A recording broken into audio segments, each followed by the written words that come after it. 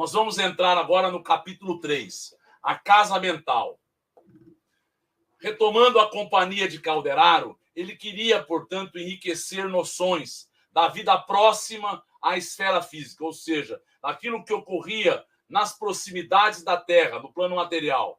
Admitido a colônia, ele vai fazer esta análise. Vivíamos em intenso trabalho, fruíamos ambiente de felicidade e alegria, a favorecer-nos a marcha evolutiva. Então, ele está dizendo de onde ele morava.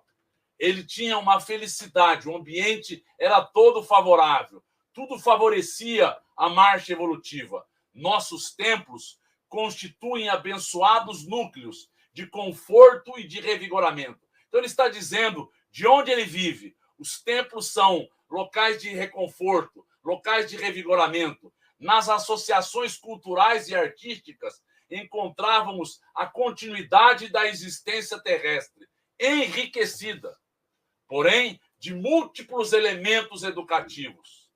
O campo social regurgitava de oportunidades maravilhosas para a aquisição de inestimáveis afeições. Então, ele via que no convívio com as pessoas em nosso lar, ele tinha muitas oportunidades para adquirir afeições, valores educativos, valores culturais, valores que dariam a um norteamento às suas almas. Os lares em que nos situávamos, o serviço diuturno, erguia-se entre jardins encantadores, quais ninhos tépidos e venturosos, em frondes perfumadas e tranquilas. Então, ele está dizendo que ele queria conhecer as coisas que ocorriam nas proximidades da Terra, mas a sua situação era muito favorável. Ele tinha muitas oportunidades por desenvolver-se. E ele continua dizendo, não nos faltavam determinações e deveres, ordem e disciplina. Então, eles tinham todo um comando, todo um delineamento de trabalho. Nós vimos, quando estudamos nosso lar, 8 horas por dia, todos trabalham, podendo ter 4 horas de trabalhos extras. Entretanto, a serenidade era o nosso clima e a paz, nossa dádiva de cada dia. Então, ele via que o clima que assomava, que envolvia todos, era um clima tranquilo, sereno. Arremessava-nos à morte, a atmosfera estranha à luta física. Então, eles foram levados a um outro local, a uma outra atmosfera. A primeira sensação fora o choque, pois ele foi a umbral. Então, a primeira sensação dele foi um choque, vendo as mudanças, as variáveis. Empolgaram-nos o imprevisto. Continuávamos vivendo apenas sem a máquina fisiológica. Mas as novas condições de existência não significavam subtração da oportunidade de evoluir. Então, mesmo sem o corpo, ele podia evoluir. Claro que esta evolução teria que ser colocada à prova, mas ele poderia ter novos valores e aquilo iria aparecer como uma inspiração, como uma facilidade, como uma ideia inata. Os motivos de competição benéfica e as possibilidades de crescimento haviam lucrado infinitamente. Então, quais são os fatores de competição benéfica? Servir mais e melhor. Quando eu vejo alguém fazendo bem, eu me estimulo a isto. Então, é uma competição benéfica. E as possibilidades de crescimento haviam se amplificado. Ele havia conhecido outras perspectivas, outros padrões científicos, voltamos a falar, culturais, literários e assim por diante. Podíamos recorrer aos poderes superiores. Então, eles podiam ir falar com o governador, com os ministros. Isso era suscetível a eles. Entreter relações edificantes, tecer esperanças e sonhos de amor. Tudo isso era possível a eles. Então, imaginemos numa sociedade e um mundo de regeneração. Uma sociedade onde a afabilidade, a doçura, a preocupação com o outro, a relação em querendo ajudar um ao outro, tecendo esperanças, sonhos de amor, projetar experiências mais elevadas no setor reencarnacionista. Então, as pessoas podiam projetar a volta, pois eles haviam se capacitado com instrutores muito bem gabaritados. aprimorando-nos no trabalho e no estudo e dilatando a capacidade de servir. Então, esta é a tônica. Então, em nosso lar, o que se amplifica é a nossa capacidade de servir melhor ao irmão. Para isso, nós vamos entendê-lo em profundidade. Para isso, nós vamos nos desvelar no trabalho que fazemos. Para isso, nós vamos olhar detalhes que passavam, pois o hábito se fez com que aquilo fosse rotineiro. E aí, perde-se detalhes que são primorosos. Em suma, a passagem pelo sepulcro conduziram-nos a uma vida melhor. Então, ele foi levado a uma vida melhor. Mas, e os milhões que transpunham o estreito limiar da morte, permanecendo apegados à crosta da terra? Então, aqui nós vemos no livro Entre a Terra e o Céu, esta pessoa ficou presa. Ele foi alguém ligado ao exército, mas ele era um enfermeiro, e após a morte ele fica ligado à terra. Incalculáveis multidões desse gênero mantinham-se na fase rudimentar do conhecimento. O Chico Xavier nos fala que de cada 4 que desencarnam, 3 ficam presos à terra. Vejamos bem a quantidade. Por quê? Porque eles estão na fase rudimentar do conhecimento. Desconhecem o que vem após a morte. Apenas possuíam algumas informações primárias da vida. Até se saíram bem no que fizeram, mas informações primárias porque não se devotaram aos aspectos que são eternos, duradouros, os valores do espírito. Exoravam, amparam dos espíritos superiores, como as tribos primitivas reclamam o concurso dos homens civilizados. Então, esses espíritos eram primários, estavam apegados às coisas materiais, porque para eles o maior prazer é na terra.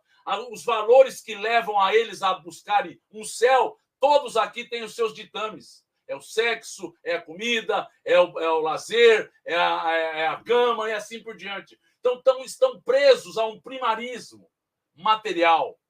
E, consequentemente, os homens civilizados precisam vir auxiliá-los. Vamos ouvir perguntas. O que é pior? Ficar preso na terra ou ir aos umbrais grossos e às trevas? O pior é ficar nos umbrais grossos e nas trevas. Isso é muito pior, que ele vai continuar dizendo.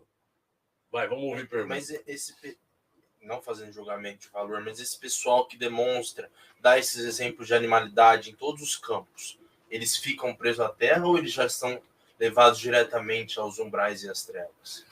Espíritos que viveram de forma intensa os prazeres, de forma alucinada, têm inteligência, fizeram com que as emoções deles ficassem alucinadas, eles vão para locais inferiores do plano espiritual.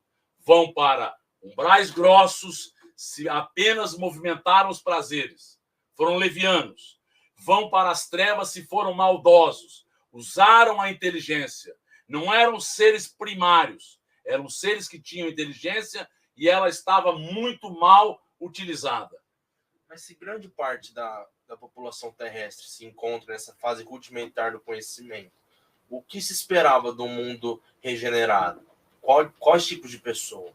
Não, o que se espera do mundo regenerado é que esses tenham a oportunidade de saírem deste primarismo, saírem destas contingências, porque a vida iria levá-los a um desenvolvimento intelectual, porque é assim que começa.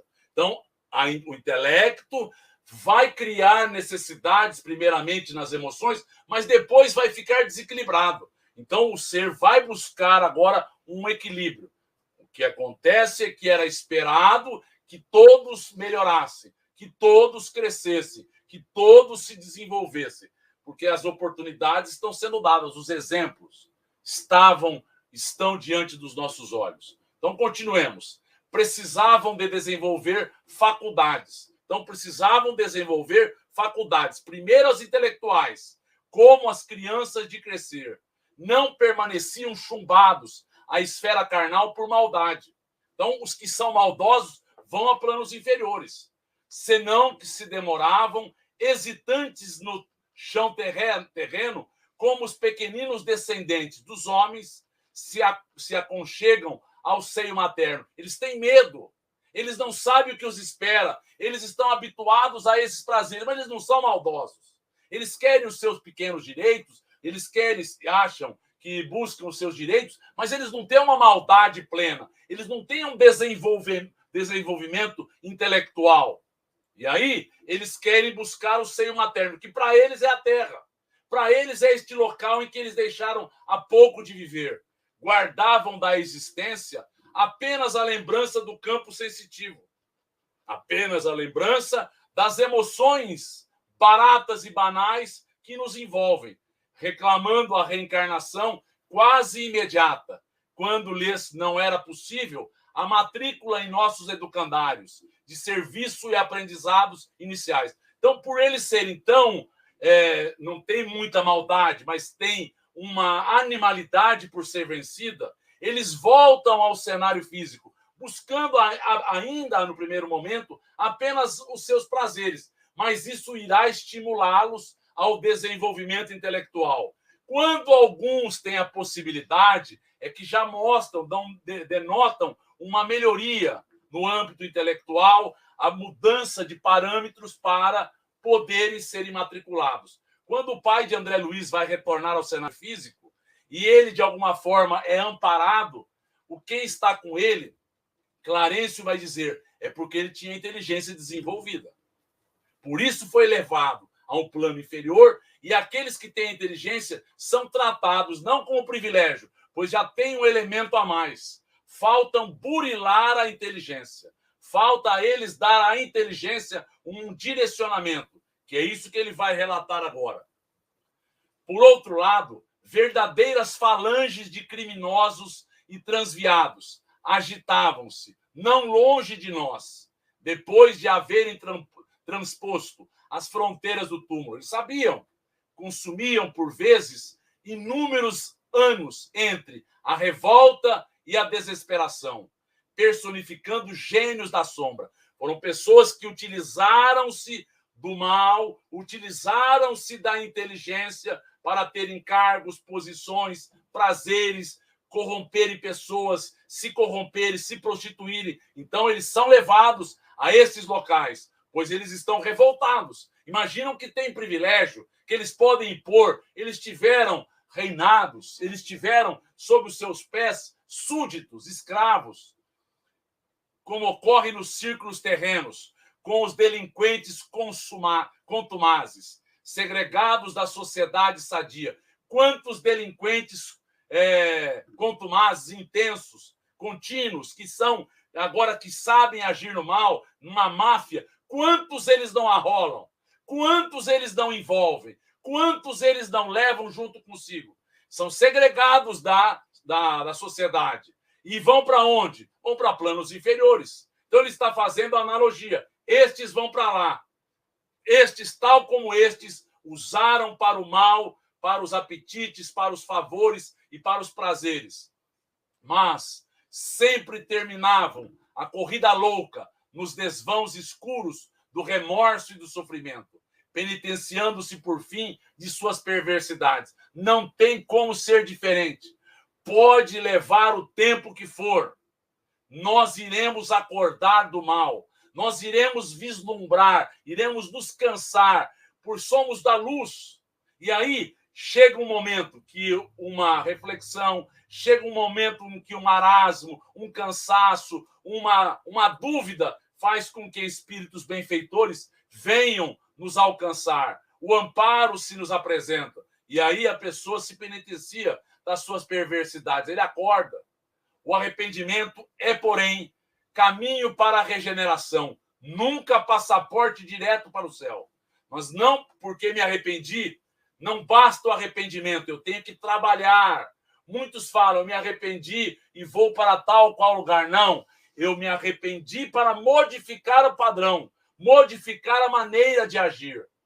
E aí eu terei, sim, um amparo espiritual. Não é passaporte para o céu o arrependimento, razão pela qual estes infelizes formavam quadros vivos de padecimento e de horror, com formas desagradáveis ao olhar. Então ele via que eles formavam comunidades desarmônicas.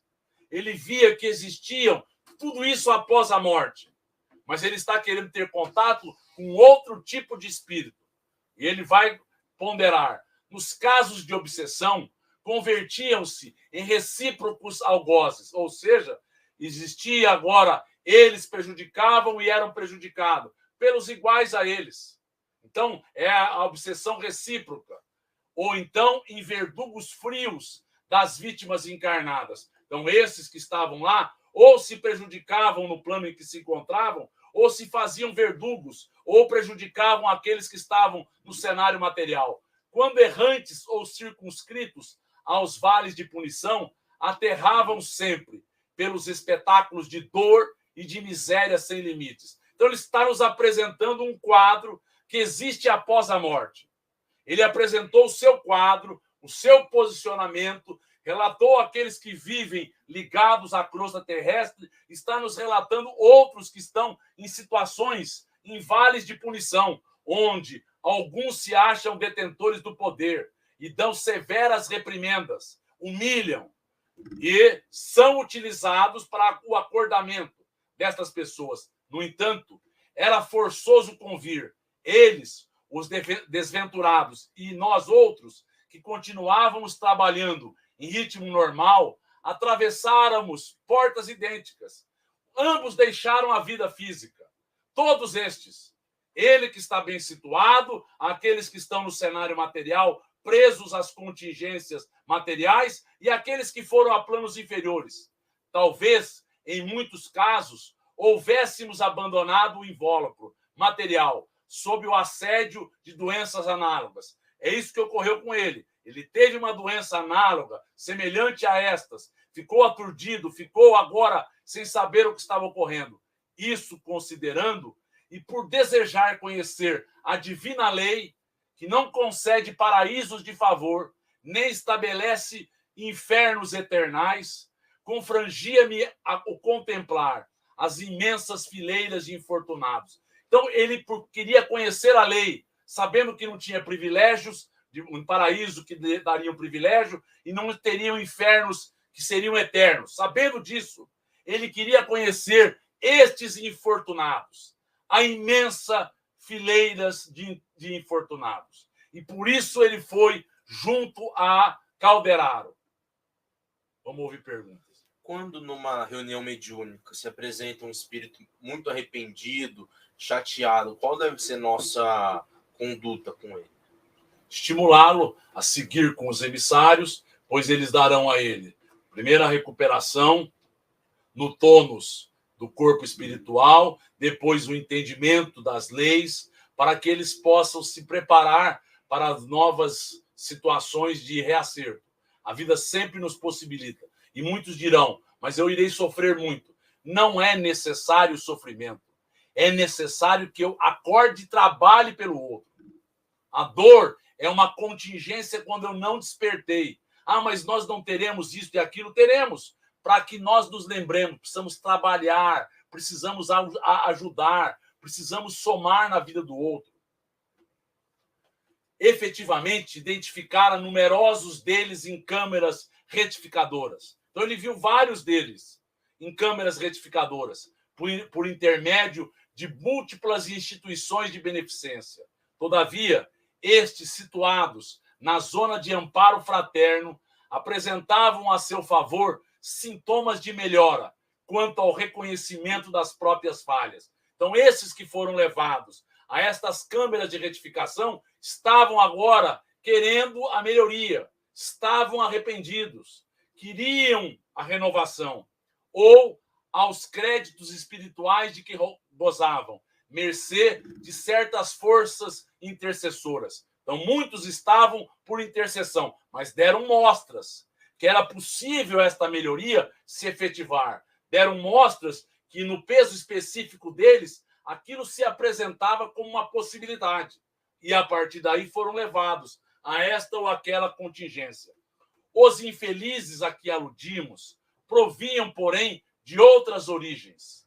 Eram os ignorantes, os revoltados, os perturbadores e os impenitentes, de alma impermeável às advertências edificantes, os infatuados e os vaidosos, dos mais vários matizes, perseverantes no mal, dissipadores da energia anímica, em atitudes perversas diante da vida. Então, estes que ele vai agora aludir, analisar, são essas que são ignorantes, que são revoltados, que perturbam, que são impermeáveis ao amparo. São esses vaidosos que acham que têm a solução, que são mais inteligentes, que têm uma perspicácia a mais do que os outros. Não veem 1 centímetro além dos seus olhos, pois a vaidade não deixa. Não tem a capacidade de visualizar a vida com outro aspecto espiritual. Então, ele está querendo agora este contato. Então, ele está querendo contactar-se com estes espíritos revoltados, ignorantes, perturbadores, impenitentes, vaidosos, estes que estavam doentes, estes que haviam enlouquecido. Por que motivo se demoravam tanto no hemisfério obscuro da incompreensão? Porque estes que prejudicavam, que eram, de certa forma, inteligentes, por que eles estavam ainda, por tanto tempo, presos à incompreensão? Adiavam deliberadamente a recepção da luz? Será que eles adiavam eles por eles mesmos ou porque eles não viam? Não lhes doeriam a condição de seres condenados por si mesmos a longas penas? Será que eles não estão entendendo que isso tem consequência? Será que eles não têm lucidez? Não experimentariam vergonha pela perda voluntária de tempo? Então, essas são as questões que ele se faz. Por que esses seres inteligentes estão agora evitando que eles acordem? Será que eles estão fazendo isso de forma deliberada, sabendo o que estão fazendo? Será que eles estão agora se colocando a longas penas porque eles não percebem? Então, ele está traçando. Muita vez, surpreendia-me a contemplá-los. Os traços fisionômicos de muitos desses desventurados pareciam monstruoso desenho. Por que parece monstruoso desenho? As pessoas enlouqueceram, perderam as diretrizes da forma perispiritual, perderam as diretrizes do que é belo, perderam as diretrizes do que é sensato, provocando ironia e piedade.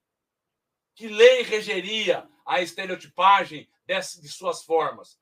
A lei da mente deles. Mas eles se perguntavam, eles se questionavam. Tê-los-ia olvidado, esquecido a mãe natureza, pródiga de bênçãos em todos os planos? Será que eles tinham sido esquecidos? Ou receberiam eles estes traços de apresentação pessoal como castigo imposto por superiores desígnios? Será que é um castigo? Será que é pura e simplesmente um esquecimento? Não. Eles se colocam com a perda das diretrizes. Eles perderam o comando das suas próprias vidas. Eles enlouqueceram. Aproximei-me de Calderaro, sedento de saber. Expus-lhe minhas indagações íntimas. Relatei-lhe minha expectativa ansiosa, longamente sofreada. Então, ele coloca tudo isso para Calderaro. Estas questões, por que desse estado deles, por que as pessoas não acordam, por que elas vão para cá ou para lá, pretendia conhecer os que se entretinham na maldade, no crime, na inconformação. Então, ele está colocando para Calderaro que ele queria ter contato com esses espíritos. Antes de mais nada, André, modifiquemos o conceito. Então, Calderaro vai dar uma base a ele para transformarmos-nos em legítimos elementos de auxílio aos espíritos sofredores, desencarnados ou não. É-nos imprescindível compreender a perversidade como loucura. A pessoa que está perversa, ela enlouqueceu. Ela não entendeu, ela perde a noção. A revolta como ignorância. Ele não entendeu que a lei é justa e precisa. Ele se revolta porque ele ignora estes mecanismos sábios que querem o nosso melhor. Então, mude os conceitos, André, para que nós possamos servir e entenda. Perversidade é, em verdade, uma loucura da alma. A alma que quer para si todos os fatores, todas as benesses, ela enlouqueceu. E para isso ela faz de tudo. E o desespero como enfermidade. Pois aquelas pessoas que não compreendem que tudo é na conta certa, no momento certo, na quantia certa para o nosso crescimento. Então, aqueles que se desesperam é os que não têm fé. Isso é enfermidade. Então, mudemos a catalogação, mudemos o entendimento para que possamos servir. Quando você ver alguém perverso, lembre-se, ele enlouqueceu. Quando você ver alguém revoltado, lembre-se, ele ignora os mecanismos justos do Pai para com todos nós. Quando você ver alguém que está desesperado, é porque ele enfermou, perdendo aquilo que daria sentido à sua vida, a fé, a confiança que o Pai quer o melhor a cada um de nós. E essas definições aprendemos do Cristo, em seu trato divino, com a nossa posição de inferioridade. Então, para servir, lembremos-nos do Cristo. Ele nos vê de que forma? Ele nos compreende. Ele nos atende querendo o nosso melhor. A cegueira do Espírito é fruto da espessa ignorância em manifestações primárias ou da obnuração da razão. Pessoa que a razão agora adoeceu. A razão agora não existe. Falta a elas este ingrediente da fé, dos sentimentos, da moral, destas posturas que dariam uma nova noção. Esta é a cegueira do Espírito. Então, estas ignorâncias são provenientes de um ser que não entendeu os ditames espirituais da vida, que não compreendeu as razões superiores da vida. Vamos ouvir pergunta. No progresso espiritual, necessariamente a gente tem que passar por essa cegueira do espírito? A gente vai passar por ela? A gente passa pela ignorância, que de alguma forma é uma cegueira. Mas muitos de nós passam tendo não criado mais outros problemas a si mesmo, não tendo gerado outros transtornos. Mas a grande maioria de nós, que ainda estamos no cenário material, fizemos da revolta a nossa postura. Fizemos da perversidade o modo de agir. Fizemos do desespero o hábito comum. E aí estávamos doentes de forma efetiva. Nosso interesse no socorro à mente desequilibrada é analisar este último aspecto da sombra em que pesa sobre as almas, a cegueira. Então, no socorro a esta mente, ele quer agora analisar este último aspecto, a cegueira. Assim sendo, faz-se mister saberes alguma coisa da loucura no âmbito da civilização. Então, para que isso seja uma tônica, para que nós possamos auxiliar, é necessário que você entenda alguma coisa da loucura no âmbito da civilização. O que está ocorrendo junto ao contexto material. Para isto, convém estudar mais detidamente o cérebro do homem encarnado e do desencarnado, em posição desarmônica, por situarmos aí o órgão de manifestação da atividade espiritual. Então, eles vão estudar agora o cérebro humano, como manifesta esta loucura, como ele manifesta. Então, ele vai mostrar, nesse primeiro momento, o cérebro que enlouqueceu buscando dinheiros, buscando pretensos direitos. O cérebro que enlouqueceu se achando agora agredido e prejudicado.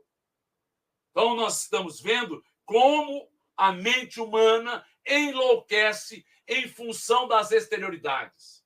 Não ter a noção espiritual da vida é não dar a nós a condição de enfrentar as situações. E aí a revolta, e aí a busca pelos direitos, e aí querer a todo preço e a todo custo fazer com que o revide seja a manifestação. Eu mostrar com quem você está falando. Você sabe com quem você está falando? E assim por diante. Não disponho de muito tempo para falar, discretear de matéria estranha aos meus serviços. O verbo gasto em serviços do bem é cimento divino, para realizações imorredoras. Então, o verbo gasto com o trabalho agora no bem é algo que vai fazer com que isso seja imorredor. Conversaremos servindo, então, aos nossos semelhantes. Nosso lucro será crescente. Acompanhando, penetrei vasto hospital. Então, agora eles estão adentrando a um vasto hospital, aonde será apresentado um caso para ele. E aí, neste caso, ele vai se certificar do que está envolvendo a mente desses espíritos, a mente destas pessoas.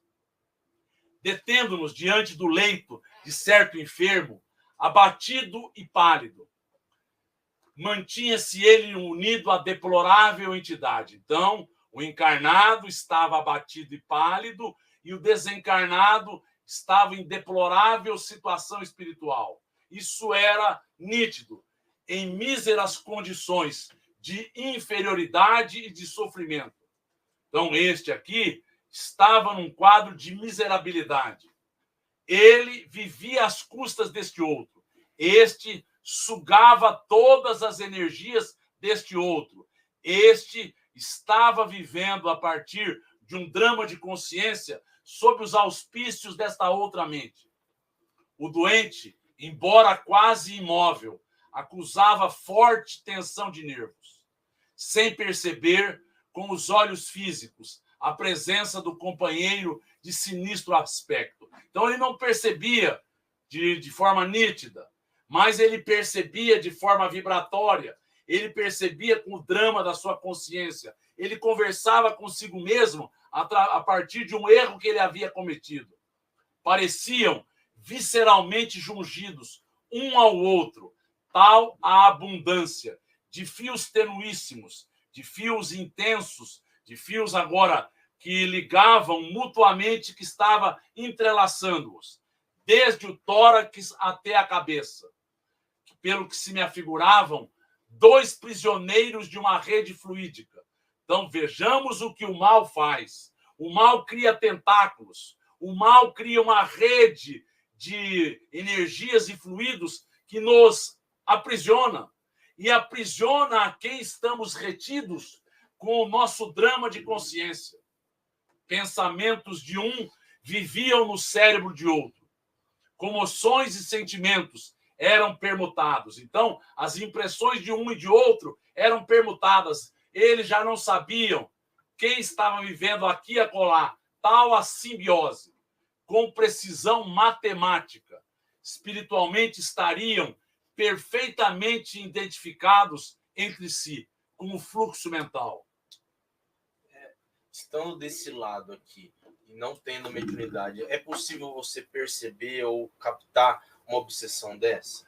Isso aqui não é que é possível, é perceptível. A pessoa dorme do lado, a pessoa sente um encosto, ela sente um mal-estar, ela acorda durante a noite, ela vê algo que está ocorrendo, ela vê sombras, porque ele fica em estado alterado. Ele, o encarnado, fica e percebe, ainda que não plenamente. Se ele for médio, ele percebe plenamente. Mas se ele não o for, ele vai perceber de forma intensa os fluidos, as sensações, ele vai perceber os pensamentos, ele vai perceber um peso, um mal-estar e assim por diante. Sim, mas eu digo um terceiro, pois a gente está vivendo isso sendo uma loucura. Eu falo de analisar para a gente poder, lógico que pode acontecer com a gente, mas para poder ajudar o outro que não sabe o que está acontecendo com ele. Não sendo médium? Não sendo médium. A pessoa pode perceber que algo não está bem com aquela pessoa. Ela está contristada, ela está deprimida, ela está angustiada, ela está agora vivendo um quadro tétrico mentalmente. Então, é possível, com alguém que tenha uma acuidade, uma percepção, um olhar junto ao outro, perceber que algo não está bem. Agora, ele vai, a partir do momento em que ele vai convivendo, vai perguntando, vai se interessando, ele vai entendendo mais e melhor as contingências.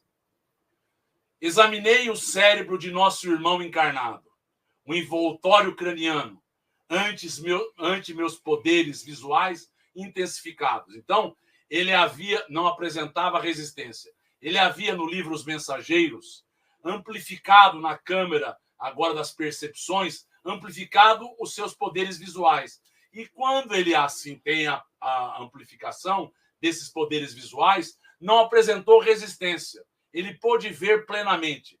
Ali estava o complicado departamento da produção mental, semelhando-se a laboratório dos mais complexos e menos acessíveis. Então, ele está vendo o laboratório da produção mental, o cérebro, as circunvulações separadas entre si, reunidas em lobos. Então, ele viu todos os lobos, o que fazia cada parte daquela área no cérebro. A visão, a audição, o equilíbrio. Ele viu todo aquilo que estava envolvendo, igualmente distanciados uns dos outros pelas fissuras.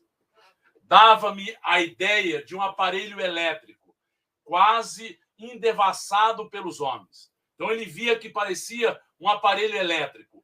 Comparando os dois hemisférios, recordei as designações da terminologia clássica. Olha bem, isso aqui que é importante. Então, ele recordou os dois hemisférios. O hemisfério direito, o que fala a terminologia clássica? Que é o hemisfério ligado às emoções. É o hemisfério ligado à criatividade. O hemisfério esquerdo, à racionalidade. E isso é importante para que a gente reflita. O doutor Hermínio Miranda, quando ele escreve o livro Alquimia da Mente, ele está dizendo sobre esses dois hemisférios, o hemisfério direito e o hemisfério esquerdo. Ele está querendo fazer como é que o corpo caloso faz esta conexão, como é que eles estão entrelaçados, qual é o papel de cada um.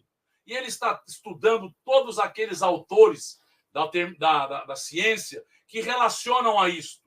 E ele vai buscar em André Luiz, no livro Evolução em Dois Mundos, ele vai buscar em Pietro Baldi, e aí ele traz algumas assertivas interessantes, e ele tem um sonho muito interessante. Ele relata que ele está vendo e ele está se posicionando em cima de um despenhadeiro, em cima de uma grande montanha. E nesta grande montanha, ele vê que tinha duas casas, uma muito grande e outra pequena. A casa muito grande comunicava-se com a casa pequena, mas era de difícil acesso.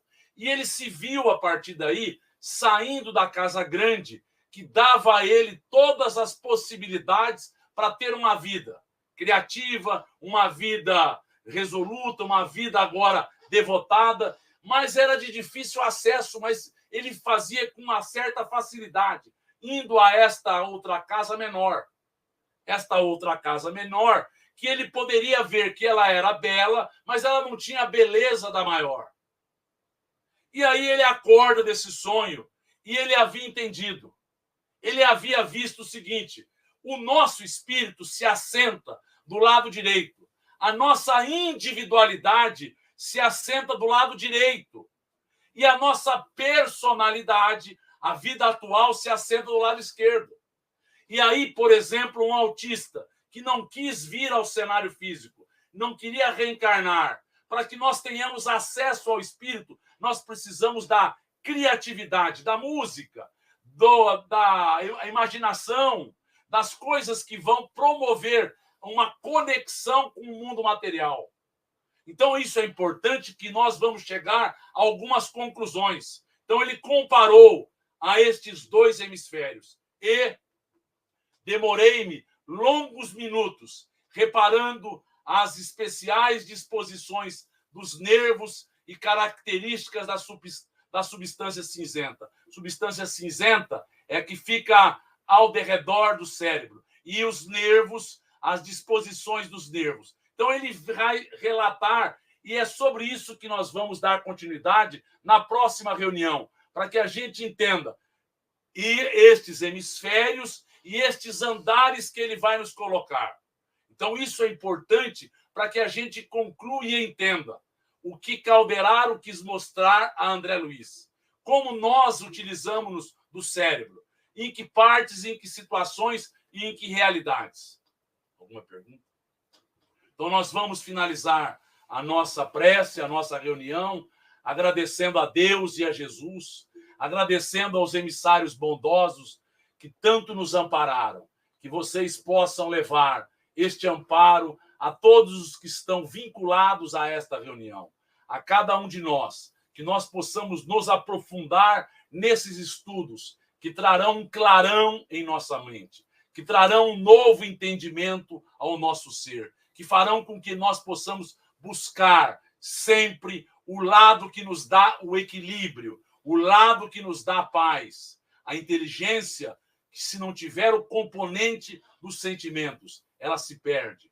E, portanto, lembremos-nos de dar à nossa vida um novo significado, uma nova forma de entender os acontecimentos e as injunções. Que as tuas bênçãos, Senhor Jesus, possam se fazer sobre todos nós. E agradecidos ao amparo desses benfeitores amigos, finalizamos a nossa prece e reunião da noite, dando graças a Deus. E que assim seja.